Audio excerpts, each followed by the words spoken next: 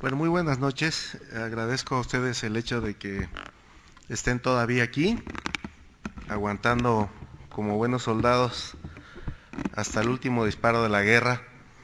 Y en este momento vamos a tratar, por supuesto, si el carcinoma cervicuterino es de manera importante un problema que afecta a las mujeres. Ahora vamos a hablar del problema que afecta a los hombres desde el punto de vista neoplásico y que es con mucho la enfermedad neoplásica que causa más mortalidad entre el sexo masculino en México como en muchas partes del mundo.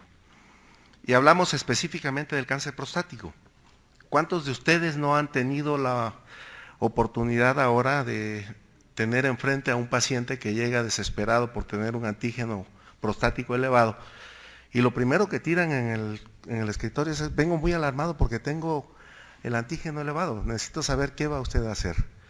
Y es, creo, en lo que vamos a tratar de enfatizar hoy, cómo ustedes, médicos de primer contacto, pueden ayudar a esa angustia que trae el paciente por un número y que no nos transformemos en seguir las indicaciones del paciente, sino que realmente nosotros como médicos logremos de alguna forma establecer cuál es la conducta a seguir, tratando de orientar al paciente con respecto a lo que se debe de hacer y llevando los lineamientos para llegar a confirmar o descartar esta enfermedad que, por desafortuna, repito, está causando más que muchas muertes dentro de nuestro país. Estas primeras diapositivas hablan por sí sola de la entrada de todos los hombres públicos que han sido afectados por esta enfermedad, pero además de estos personajes mundiales, también en nuestro país hemos tenido ya personajes públicos que padecen de este problema, artistas, deportistas, personajes de los noticieros. Muchas personas de nuestro país del sexo masculino están padeciendo de este problema. Empecemos por la A, antes de meternos en problemas. ¿Qué es la próstata? La próstata, para fines prácticos, como ustedes saben, es una glándula. Como toda glándula, es un órgano que está programado para producir líquido, ubicado anatómicamente debajo de la vejiga, ¿sí? Y atravesado por el conducto a través del cual orinamos, lo cual va a ser importantísimo para la sintomatología que el paciente nos mencione. A partir de 1970, el doctor McNeil, a través de la introducción de los ultrasonidos transrectales, cambió todo lo que ustedes, muchos de ustedes, no los jóvenes, sino muchos de nosotros, aprendimos en la anatomía de Quirós, donde teníamos pensado que la próstata se dividía en un lóbulo anterior, uno medio, uno posterior y dos laterales. El doctor McNeil, con los estudios ultrasonográficos rectales, cambió esta distribución anatómica y lo distribuyó por zonas. Esta zona amarilla, que abarca 75% de la glándula prostática, es el asiento del 80% de los tumores malignos de la próstata y se denomina zona periférica. Esto lo vamos a poder ver perfectamente en un ultrasonido transrectal de la glándula prostática, en un corte longitudinal como es este. Y otra zona de importancia es esta, azul, que va a aparecer una herradura y que abraza a la uretra sin que llegue a tener contacto entre ellos, dos brazos, y que se denomina zona de transición. Estas dos zonas son las más importantes, no vamos a analizar las otras, sino solamente la zona periférica, 75% de la glándula prostática, y que es el asiento del 80% de los tumores malignos de la próstata. La zona transicional, que paradójicamente, desde el punto de vista anatómico natural, solamente abarca el 5% de lo que corresponde al parénquima de la glándula prostática, va a ser la zona de asiento del adenoma prostático, lo que a través del tiempo nosotros conocemos como hiperplasia prostática y que es precisamente el padecimiento por el cual más van ustedes a recibir pacientes con un síndrome obstructivo urinario bajo. Desde el punto de vista fisiológico, la glándula prostática pertenece a ese sistema que está regido por la hipófisis. La hipófisis va a producir las gonadotropinas, llámense hormona luteinizante y hormona folículo estimulante, que van a estimular al testículo. La primera, la hormona luteinizante, va a ser la que es la orden de trabajo para que el testículo a su vez produzca la testosterona. Y como si fuera pitcher, se la manda al catcher, que es la próstata. Toda la testosterona que produce el testículo va a ser recibido por la glándula prostática. Ahí la testosterona va a pasar a la célula epitelial por difusión, es recibida por una enzima que se conoce como la 5-alfa reductasa y se transforma en dehidrotestosterona, y esta va a llegar al núcleo de la célula epitelial de la próstata, y a través del sistema nuclear se empiezan las órdenes para la producción de los factores de crecimiento, en los cuales van a intervenir la presencia del carcinoma de la glándula prostática. Y así llegamos entonces a hablar de epidemiología de esta enfermedad. Este cáncer en el mundo, para alarma nuestra, ocupa el segundo lugar inmediatamente debajo del cáncer de pulmón. Esto es más que alarmante, porque a través del tiempo pasó en esta última década del quinto al segundo lugar, única y exclusivamente por el cáncer de pulmón arriba de él. Y nuestro país no es la excepción. México tiene una incidencia de presentación de cáncer de próstata de 36.1 por 100,000 habitantes y ocupa con mucho el primer lugar en ambos sexos en México. Ya no se diga, por supuesto, cuando analizamos las estadísticas específicas para lo que es exclusivamente el sexo masculino. Esto a nivel mundial también ha tenido un repunte. ¿El por qué? Tiene una razón de ser.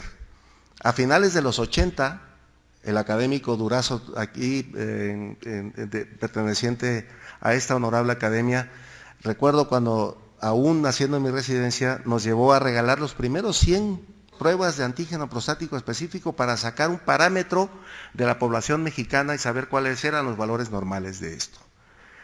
Entonces, a partir de la aparición de esta prueba, antígeno prostático específico, vemos cómo ha repuntado prácticamente el diagnóstico de cáncer de próstata, y esto, por supuesto, ya va a tener consecuencias en la actualidad para lo que es la reversión de la mortalidad con respecto a los cánceres cuando se detectan en etapa temprana. ¿Qué ha pasado entonces en nuestro país? Que por desafortuna se ha incrementado hasta en un 39% en las últimas décadas en nuestro país. Este cáncer de próstata va a tener una incidencia directamente proporcional con la edad. A más edad, más presentación de cáncer de próstata.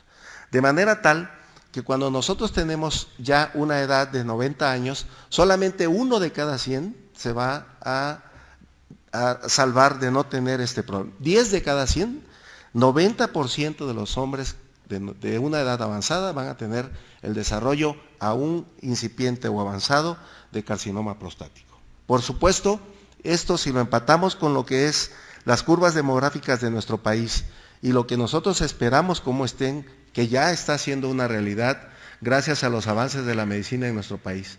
Vemos cómo los grupos etarios pertenecientes de a 50 años o más van a tener una base mucho más amplia que la que actualmente tienen. Y esto, por supuesto, va a hacer que exista más diagnóstico de cáncer de próstata.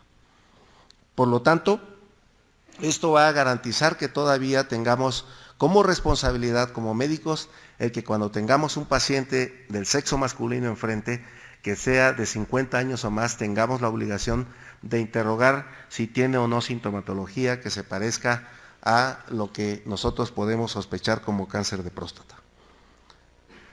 Tengo el honor de trabajar en el Hospital General de México, del cual soy jefe de servicio de urología, y estos son aterrizado, platicando en las juntas que tenemos cada trimestre con el Instituto Nacional de Cancerología, el Instituto Mexicano del Seguro Social, el Hospital de Oncología. Esta es nuestra realidad de un hospital de concentración como el Hospital General de México. Damos un promedio de 30,000 consultas por año, ahorita estamos dando 33,000 consultas por año. De estas 30,000 consultas por año, de primera vez es el 33%. Significa entonces que son 10,000 pacientes nuevos que vemos en el área de urología en nuestro hospital. De estos 10,000 pacientes, el 47% acuden por problemas prostáticos.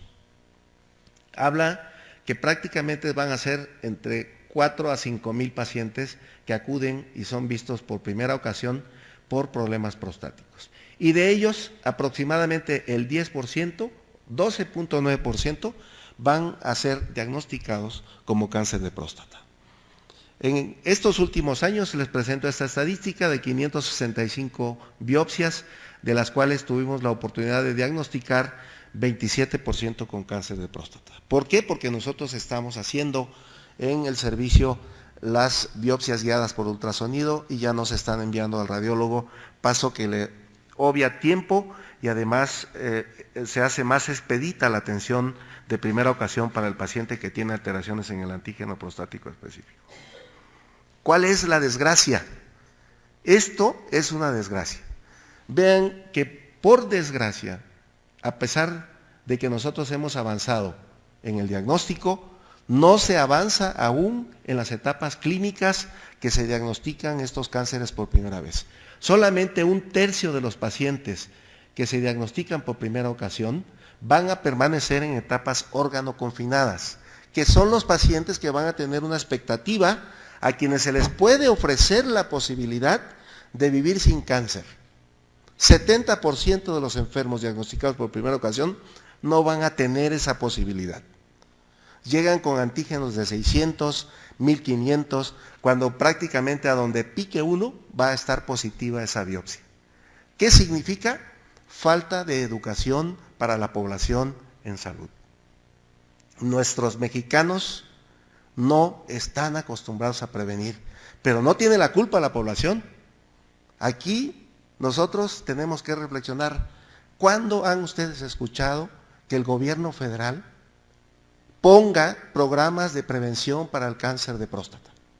Anuncios que nosotros nos atosiguen como nos atosigan con el nene, el 35, el 48, porque ahora todas las noticias diarios nos atosigan con las descripciones de quienes no queremos escuchar. Pero esto no nos los meten por el oído ni nos los dan a la vista. ¿Por qué? Porque el paciente que acude a un hospital público acude porque se siente mal, no acude porque salió con un antígeno alterado, acude porque está con sintomatología obstructiva severa y quiere que alguien lo ayude. Y este es el resultado, de que cuando nosotros vemos y diagnosticamos por primera ocasión a los enfermos, ya están en una etapa que no es posible ofrecerles un tipo de terapéutica que los vaya a dejar fuera de la opción de vivir sin la enfermedad. Ese enfermo finalmente se va a morir con su cáncer y se va a morir por el cáncer. Anteriormente nosotros no le echábamos absolutamente nada a la genética. No había en cáncer prostático absolutamente nada que nos dijera que respaldara el hecho de que un paciente que tuviera el antecedente de familiar con cáncer, él tuviera mayor riesgo.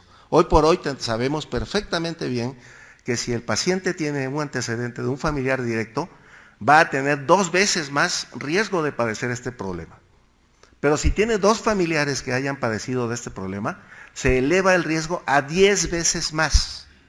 Significa entonces que ese paciente lo debemos de mantener monitorizado y vigilado para que en su momento que tenga y desarrolle la enfermedad, tengamos la oportunidad de ofrecerle algo que evite que continúe con el problema. Desde el punto de vista dietético, porque también el enfermo llega con la angustia de tener la alteración en el antígeno, como les mencioné, pero también llega preguntando, bueno, ¿yo qué hago para evitar desarrollar el cáncer? Hoy también tenemos específicamente visto el hecho de que los países que menos frecuencia de presentación de cáncer prostático tienen son los orientales. Y tiene una razón de ser, la dieta.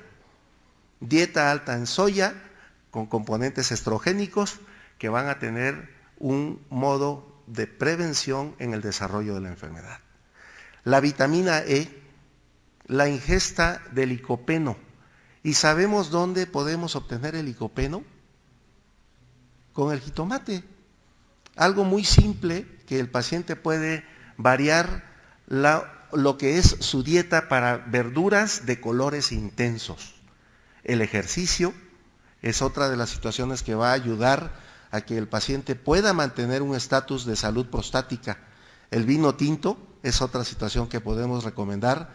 La ingesta de una copa de vino tinto en su comida los va a ayudar específicamente para ayudarles a evitar o retardar el desarrollo de esta enfermedad. ¿Qué puede hacer la promoción del desarrollo? La exposición a químicos, como es el humo del cigarro, el cadmio o el hecho de mantener precisamente infecciones repetitivas de la glándula prostática que los lleve a desarrollar procesos crónicos de inflamación que van a degenerar posteriormente en un proceso cancerígeno. Esto es lo que corresponde a la historia natural de la glándula prostática. Tenemos que tener un factor externo, después viene el cambio de una mutación genética, y una vez que está la mutación genética van a haber alteraciones en el genoma que van a desencadenar en la presencia de un cáncer. Específicamente, única y exclusivamente en la primera línea de presentación de la mutación, esta se va a encargar de llevar a segundas líneas que terminan específicamente con el cáncer. Una vez que tenemos una célula neoplásica, esta se va a encargar de disociar todas las membranas basales donde está asentada, y va a empezar entonces a través de colagenasas a penetrar las membranas basales del epitelio, y entonces se va a convertir de un carcinoma in situ en un carcinoma invasor y posteriormente en un carcinoma metastásico. De manera tal que 20% de los pacientes diagnosticados con cáncer van a fallecer por la enfermedad. Esto prácticamente va a tener un comportamiento mucho más agresivo, por desafortuna, en pacientes que son de menos edad de 65 años. Desde el punto de vista histopatológico, 95-98% de los pacientes que cursan con un cáncer de la glándula prostática por el mismo tipo histológico y ser glándula van a ser de tipo epitelial. Y de ellos el adenocarcinoma es el frecuente. Las otras variantes histológicas no van a alcanzar un porcentaje que es de mayor importancia. Este es un corte histológico cuando tenemos nosotros una célula con cambios internos que nos van a asimilar que el paciente prácticamente está cursando con un tumor. ¿De qué manera vamos a hacer el diagnóstico? Ya les mencioné, nosotros tenemos que utilizar 3 criterios. El primero es el criterio clínico, el segundo, el criterio de laboratorio, y un tercer criterio de imagen. Por supuesto que esto nos va a obligar a que nosotros seamos muy insistentes en interrogar a nuestro enfermo y saber si va a cursar con un síndrome obstructivo urinario bajo, que es caracterizado por retardo en el inicio de la micción, disminución en el calibre y fuerza del chorro urinario, goteo terminal, y esto va a tener un avance. El paciente comienza a pararse en el transcurso de la noche, primero una vez, después 2, después 3, y posteriormente aumenta el número de ocasiones que vacía su vejiga durante el día, tiene que acusar un pujo para poder vaciar completamente su vejiga, hay goteo al final, hasta que, si se deja evolucionar el problema, puede llegar a presentar retención aguda de orina. Quisiéramos que lo que a veces nosotros leemos es lo que se presentara, que todos los pacientes que vinieran con nosotros vinieran de manera asintomática, cosa que ya les comenté que no es una realidad en nuestro país. Y si nosotros tenemos durante lo que es el interrogatorio sospecha, tendremos por supuesto que mandar a hacer lo que es el otro criterio, que es el antígeno prostático específico. Durante la exploración física, nosotros tenemos que no obviar para nada lo que es el tacto rectal. El tacto rectal nos va a permitir el que nosotros tengamos esa información clínica que tanto necesitamos. Si nosotros colocamos nuestros dedos firmemente, el pulgar y el meñique, y a la hora que estamos haciendo el tacto rectal, palpamos la consistencia de lo que es la región hipotenar, esa consistencia es específicamente lo que es de una glándula prostática totalmente normal. Sin embargo, si palpamos la consistencia de la eminencia tenar, esta es la consistencia que nosotros llamamos aulada, renitente o que pertenece a un crecimiento de tipo hiperplásico. Sin embargo, si durante el trayecto de que estamos palpando la próstata con esta consistencia de la eminencia tenar, de repente palpo lo que es algo semejante a la base de la falange, es lo que nosotros diagnosticamos como un nódulo sospechoso de cáncer hasta no demostrar lo contrario. Entonces, en ese momento estamos teniendo una alteración en la exploración física y vamos, por lo tanto, a buscar el siguiente criterio, que es el antígeno prostático específico. ¿Qué cosa es el antígeno prostático específico? Es una proteína líquida. ¿Qué función tiene el antígeno prostático en el semen? Se encarga precisamente de licuar el semen. El semen, al salir al exterior, está grumoso y en pocos segundos empieza a licuarse por esta proteína y empieza a hacerse muy aguado. Esta función es para permitir que los espermatozoides puedan nadar hasta encontrar al óvulo y fecundarlo. Sin embargo, esta proteína, que es producida por la célula epitelial prostática, va a penetrar en sangre y va a tener en sangre un cierto nivel. ¿Cuál es el nivel? Para fines prácticos, de 0 a 4 nanogramos. 0 a 4 nanogramos. Cuando salió el antígeno prostático, todo el mundo palmeamos, todo el mundo pensamos que ya teníamos el diagnóstico temprano del cáncer prostático a la vista del portador con esta prueba única, y a través del tiempo entonces se empezaron a hacer los famosos tamizajes, en los screening. Los países primermundistas empezaron todo hombre que tuviera 40 años o más era motivo de un antígeno prostático específico. Si tenía un antígeno por arriba de 4, era igual a biopsia de próstata, y los resultados a través del tiempo cuestionaron este tipo de situaciones con la prueba antígeno prostático específico como prueba única. ¿Por qué? Porque de 100 biopsias tomadas por antígenos prostáticos alterados, solamente de 3 a 5 hombres salían positivos para cáncer. Y entonces se cayó el circo. Resulta entonces que el antígeno prostático específico como prueba única, si no la unimos a lo que es la prueba clínica, que es la exploración física que cualquiera de nosotros puede hacer, entonces va a tener un muy bajo poder de detección de cáncer de próstata, porque es, como su nombre lo menciona, una prueba específica de la próstata, no es una prueba específica de cáncer. Si nosotros tenemos un paciente que tiene alteraciones en el antígeno prostático por arriba de la cifra que acabo de mencionar, lo que tenemos que hacer es pensar primero que puede alterarse el antígeno prostático por eyaculaciones previas, por infecciones bacterianas que afecten a la glándula prostática, por montar en bicicleta, por montar a caballo. El día de ayer estuve viendo precisamente un paciente que llegó muy alterado y a la hora de interrogarlo resulta que el enfermo cada 8 días se va a su equitación en el club hípico y precisamente le explicamos el hecho de que no por tener alteraciones en el valor del antígeno era igual a que tuviera cáncer, sino que teníamos que someterlo a un tratamiento previo, dejarlo descansar, que dejara de montar, cuando menos para volverse a repetir el antígeno prostático y que tuviéramos nosotros mayor acercamiento a saber si este enfermo era portador o no de un cáncer o no. Por lo tanto, antígeno prostático como prueba única no es útil. tenemos que combinarlo con la exploración física. Resulta que como no era útil, en medicina se van poniendo candados al antígeno prostático y lo primero que se dijo, bueno, ya no va a ser entonces el valor tope máximo general de 0 a 4. Ahora lo vamos a hacer por grupos etarios.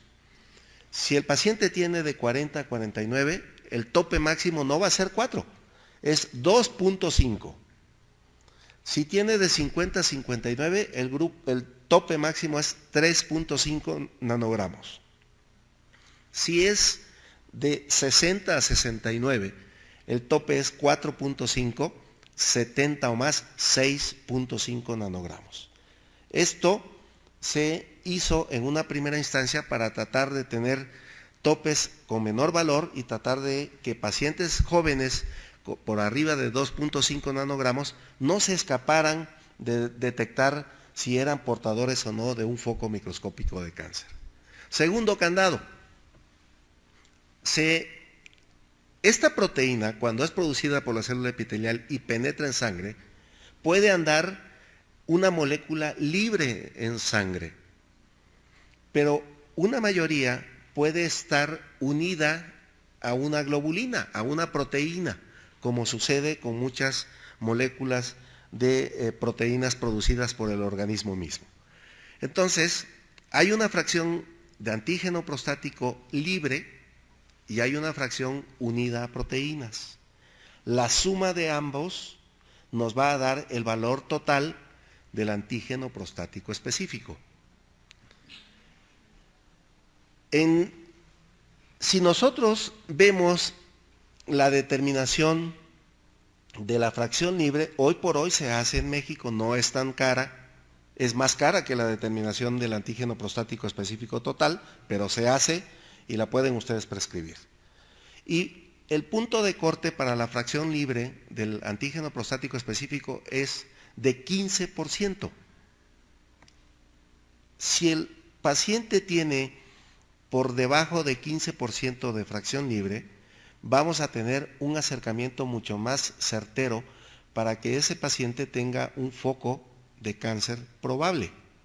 Ejemplo, si ustedes tienen delante a un paciente que les trae un antígeno con un valor de 5 nanogramos, está por arriba de 4, es el valor total, y el valor porcentual de la fracción libre es de 10%, ese paciente va a tener un valor de la fracción libre de 0.5. Si el valor total es de 5, 0.5 es el 10% del valor total, y ese paciente entonces sí va a tener dos criterios. Primero, el antígeno arriba de 4 y valor de la fracción libre por debajo de 15. Ese enfermo sí entonces tenemos que someterlo a un estudio más profundo. ¿Cuál estudio? El que tenemos a la mano también nosotros, que es el tercer criterio que les acabo de mencionar, que es el ultrasonido transrectal de la glándula prostática. Esta es otra situación a la que se van a enfrentar frecuentemente. El enfermo llega, les tira el antígeno por delante y le dice, pero no me vaya a mandar usted el ultrasonido ese donde me van a meter algo por el recto, ¿eh? Yo quiero que me mande usted a hacer el que está aquí por el abdomen. Si nosotros hacemos lo que el paciente quiere, segundo error, ya no vamos a tener la certeza diagnóstica que buscamos. Vean ustedes las imágenes tan certeras que vamos a tener con las actuales máquinas de ultrasonido transrectal. Nos van a dar imágenes de la intimidad de la glándula prostática, en la cual vamos a tener la oportunidad de diagnosticar perfectamente bien. Vean qué tan bien se delimita lo que es la zona periférica de la zona transicional desarrollada. Un hombre con un volumen escaso de glándula prostática, donde tiene todo lo que es zona periférica y un muy pequeño volumen de adenoma prostático desarrollado en la zona de transición. Otro hombre con una zona de transición muy desarrollada, la presencia de quistes adenomatosos en este adenoma prostático y una zona periférica que está comprimida y desplazada, pero que nos permite perfectamente ver cualquier tipo de lesión que nosotros busquemos ahí. Si nosotros tenemos, por lo tanto, sospecha y alteraciones en lo que es un criterio clínico, un criterio de laboratorio y un criterio de imagen, lo sometemos a una biopsia guiada por ultrasonido. Es exactamente igual la técnica para efectuar un ultrasonido transrectal. Guiándose con el ultrasonido, se introduce la aguja, se hace el disparo y se obtiene perfectamente bien 12 muestras, es lo que actualmente estamos tomando, 6 de cada lado, para que esto se envíe al patólogo de manera personalizada y separada a cada muestra, enviándole también la distribución topográfica de donde fueron tomadas esas muestras. Una vez que el patólogo nos regresa el resultado, nos va a reportar si realmente hay un adenocarcinoma de próstata y nos reporta además esto que se llama la suma de Gleason, que no es otra cosa más que una escala de acuerdo al grado de diferenciación o de desdiferenciación que tiene una célula afectada por el tumor, si todavía conserva todo su armamentario, estroma, epitelio, si está el paciente con datos de tumor, pero no se ha perdido la estructura de la glándula. Esta escala, por lo tanto, va del 1 al 5. Si conserva totalmente su anatomía e histología glandular, es Gleason 1. Cuando vemos un cáncer que está totalmente perdida la diferenciación y no hay anatomía histológica, entonces vamos a tener un Gleason 5. Como el patólogo tiene que ver cada chorizo de muestra de biopsia que se le manda de principio a fin, si todo es homogéneo, va a reportar que ese paciente va a tener un Gleason 1 en la parte superior y 1 en la parte inferior, lo cual tenemos que sumar y nos va a dar una suma de 2. Pero si el patólogo nos refiere, esto está totalmente hecho un masacote, no hay anatomía, no hay histología, todo está aberrante, es un Gleason 5 y por lo tanto va a ser una suma de 10. Esto nos va a servir como factor pronóstico para saber cómo se va a comportar la enfermedad con el paciente. Por supuesto, un cáncer agresivo con un Gleason 10 no es lo mismo en comportamiento clínico que aquel que tiene un Gleason 5 o 6, como es el 70% de los pacientes con este tipo de cánceres. Hay un apartado específico para el Gleason 7, en el cual no es lo mismo que el patólogo nos reporte un 7 con una frecuencia de 3 más 4 al 4 más 3, porque el comportamiento clínico del 4 más 3 va a ser mucho más agresivo y el paciente puede tener mucho menos corta vida que el paciente que va a tener un 3 más 4. Una vez que tenemos el diagnóstico, pasamos a hacer los estudios de extensión, que son tele de tórax. Por supuesto, también recordemos cosas que no son únicas y exclusivamente de este cáncer, sino lo que es específicamente cualquier tumor va a tener 3 formas primordiales de diseminarse. La primera por contigüidad, la segunda por vía linfática y la tercera por vía hematógena. Por lo tanto, si yo pienso en cuáles son los estudios que voy a mandarle al paciente, son muy frecuentemente los que vamos a mandar para cualquier tipo de cáncer. Una PI lateral de tórax, un gamagrama óseo, dado que por el sistema venoso del promontorio del sacro, la glándula prostática va a mandar muy prontamente implantes metastásicos al hueso, específicamente a columna lumbar, y de ahí se va a tener una diseminación centrífuga de columna lumbar hacia la periferia.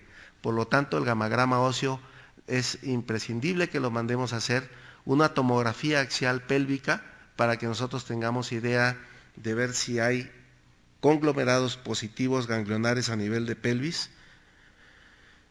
Esto es lo que es un gamagrama positivo. Cada una de la hipercaptación del radiofármaco, que es tecnesio 99, nos va a dar la presencia de implantes metastásicos en lo que es el esqueleto. Y así pasamos a lo que es la estadificación. No les voy a quitar mucho tiempo con esto, simplemente la estadificación nos basamos en la clasificación de la Agencia Internacional contra el Cáncer. La TNM va en la T de 1 a 4, la N de 1 a 3 y la M de M0 o M1. ¿Y qué le vamos a ofrecer al enfermo? Prácticamente nosotros tenemos que tratar de encasillar precisamente al paciente en una etapa clínica y de ahí partir para abrirle la baraja de las opciones terapéuticas. Entre más localizado y menos volumen tenga un paciente de cáncer de próstata, por supuesto vamos a tener más opciones terapéuticas que hacer por él. Si es esta la situación de que tenemos un paciente con enfermedad órgano confinada, podemos optar por cirugía, por radioterapia, por mínima invasión, que hoy por hoy también las tenemos aquí en nuestro país con crioablación o HIFU, que es radiofrecuencia. De la radioterapia, al igual que en el carcinoma cervicuterino, hoy por hoy tenemos el implante de semillas radioactivas.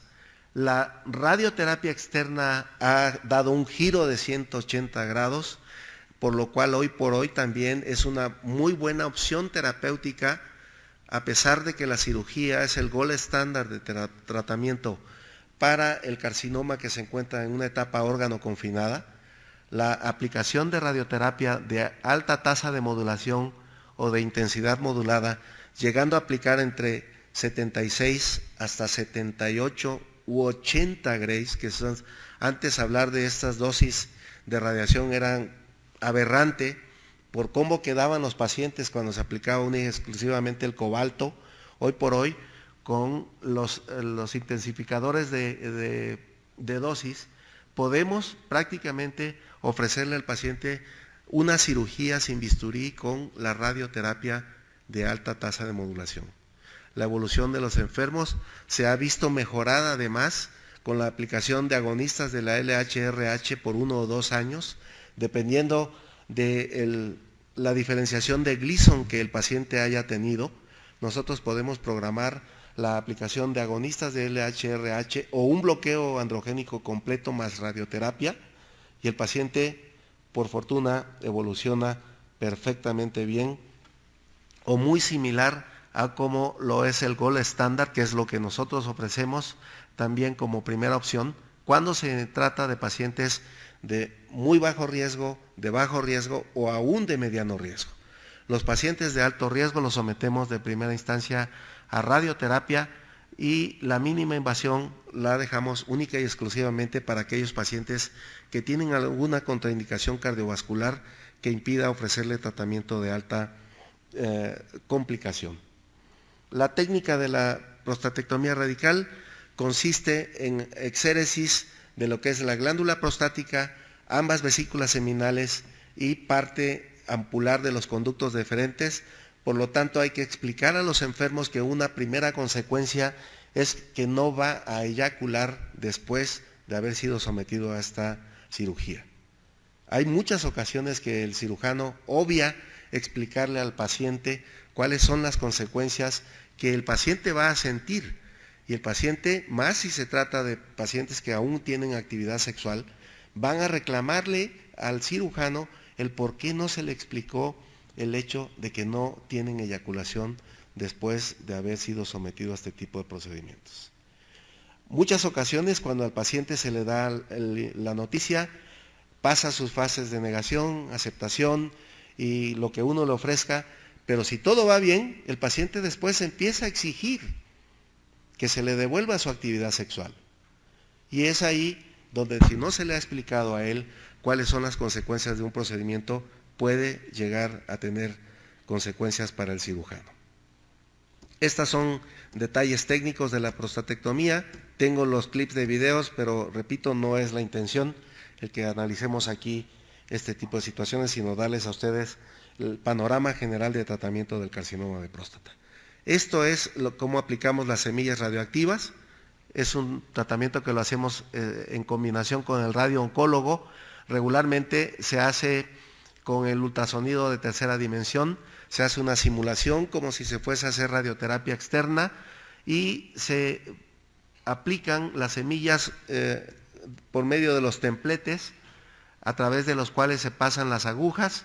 En próstatas entre 45 a 60 gramos, aplicamos también entre 45 hasta 80 semillas radioactivas que el paciente puede tener como alternativa terapéutica en pacientes sobre todo que tienen poco volumen prostático y pacientes que no hayan sido sometidos a resección transuretral de la próstata. Es una buena opción. Esta es una radiografía de control donde vemos cómo quedan distribuidas las semillas radioactivas dentro de lo que es toda la glándula y sirve como opción. Hablemos entonces de otro tipo de cáncer, ya no el órgano confinado, sino el que se encuentra por desafortuna, que acabamos de mencionar, que abarca en nuestro país hasta el 70%, que es aquel tumor que ya se encuentra en una etapa metastásica.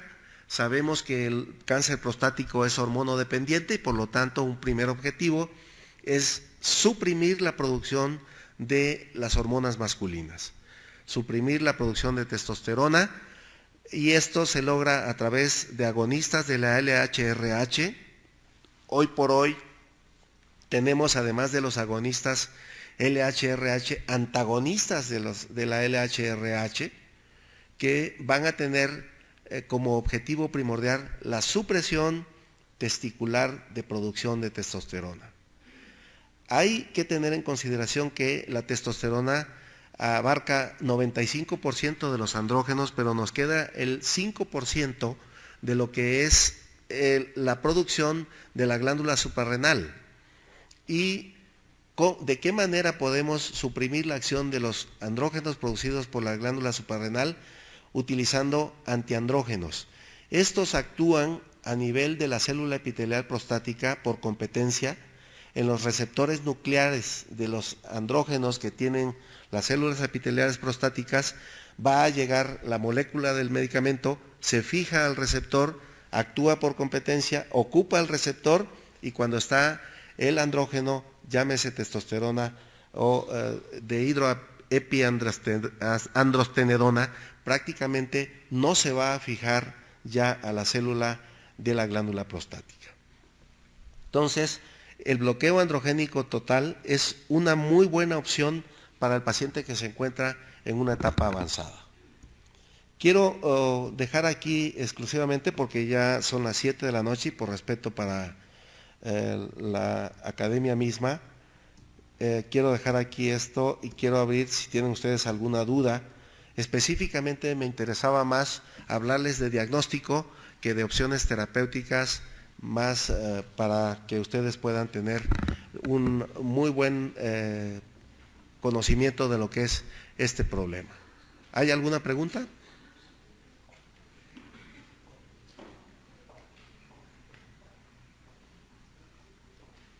Bien, si no es así, les agradezco a ustedes su estancia. Muchas gracias.